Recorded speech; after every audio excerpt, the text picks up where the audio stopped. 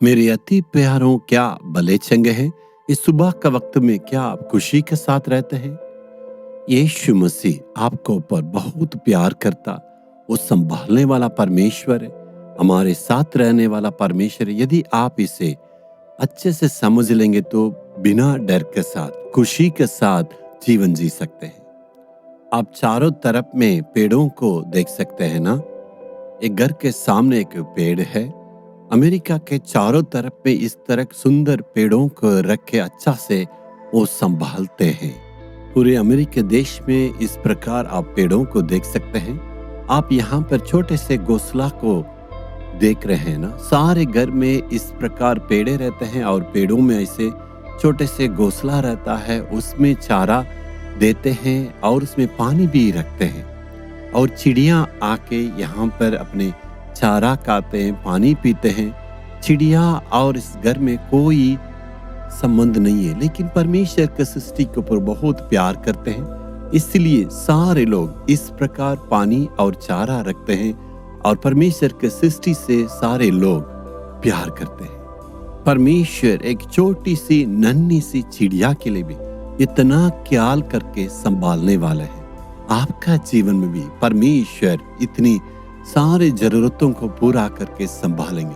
क्या इस चिड़िया ने कभी सोचता मैं क्या खाऊंगा और क्या पीऊंगा? लेकिन परमेश्वर प्रतिदिन उनके लिए खिलाता है, पिलाता। वैसे ही आपका जीवन में जरूरतों को भी परमेश्वर पूरा करेगा। आज के दिन में परमेश्वर एक वादा देना चाहता है। यिर्मयाह पहला अध्याय के 8वें वचन, प्रभु कहता है, तुझे छुड़ाने के लिए मैं तेरे साथ हूँ। परमेश्वर हमारी सुरक्षा पर ध्यान देता है। आप अपने बच्चों को सुबह स्कूल जाने के लिए इतनी तैयारी करते हैं और अच्छा से विदा करते हैं। यदि शाम में आने के वक्त विलंब होने से आप इतना परेशान होते और घबरा जाते हैं। हमेशा यही चाहते हैं बच्चे जैसे बाहर यात्रा करते हुए सुरक्षा के साथ घर लौट पाए। इससे पीछे कारण क्या है? चारों तरफ में विपत्तियां हैं और मनुष्य के चलते विपत्तियां हैं, प्रकृति के चलते विपत्तियां, चारों तरफ में नाना प्रकार की विपत्तियां घेरा हुआ है। हमें कभी भी ये नहीं भूलना है, हम मेरी सुरक्षा के साथ है, प्रभु की अनुग्रह है। प्रभु कहता है, तेरी सुरक्षा करने के लिए मैं तेरे साथ हूँ।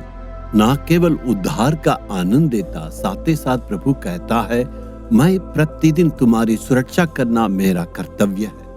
हाल ही में आपने सुना होगा, विमान की यात्रा लोगों के लिए घबराहट का कारण बना, क्योंकि बार बार ये विमान खराब हो रही है और दुर्घटना हो रही है। इसके चलते विमान यात्रा करना लोगों के बीच में घबराहट का कारण बन गया। हमारी सेवा में आधा से ज्यादा यात्रा में ही जाते हैं, विमान की यात्रा में बहुत यात्रा करते हैं। प्रभु बहुत बार हमारी रक्षा की है। एक बार साउथ कोरिया में हम यात्रा कर रहे थे। उस विमान सिंगापुर एयरलाइंस था। लगभग 30,000 फीट की ऊंचाई में यात्रा कर रहे थे और अचानक उसमें एक आवाज आया और विमान जो है उस 30,000 की फीट से जल्दी वहां नीचे उतर रहा था। सामने उस टीवी के पर्दे पर सारी बातें जो है दिखाई पड़ रहा था। कम से कम 1 मिनट में 10,000 की फीट नीचे वो उतर रहा था। सारे लोग इतना घबरा रहे थे, सबका दिल कांप रहा था।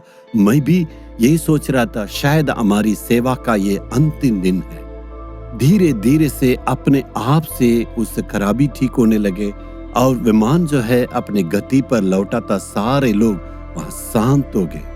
किसी के मुंह से थोड़ी सी भी आवाज नहीं निकला, लेकिन थोड़ी ही देर में कैप्टन ने कहा कि समस्या को हमने पूरा पार किया है।